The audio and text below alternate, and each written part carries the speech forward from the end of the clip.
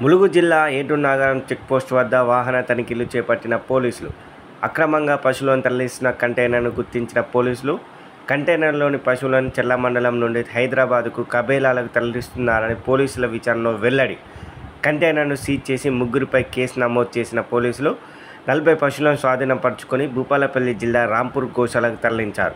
ఈ అక్రమ రవాణాలో ఎంతటి వారున్నా ఉపేక్షించేది లేదని ఏటూరు నగర ఎస్ఐ తాజుద్దీన్ తెలిపారు.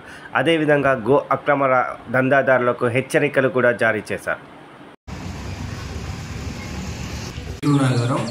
ఈరోజు గౌరవ ఎస్పీ గారి ఆదేశాల మేరకు ఏఎస్పీ శివ ఉపాధ్యాయ గారి సూచనల మేరకు మా సిఐ శ్రీనివాస్ గారి సూచనల మేరకు ఈరోజు ఉదయం సుమారు అందాజ 2 గంటల ప్రాంతంలో వాహనాలు తనిఖీ చేస్తుండగా అనుమానాస్పదంగా ఒక కంటైనర్లో పశువులతో నిండి ఉన్న కంటైనర్ కంటపడింది.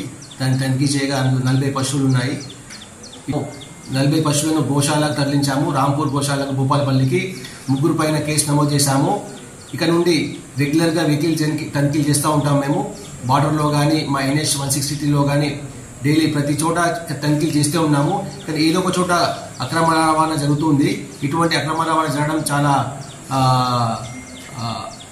చట్ట వ్యతిరేకము.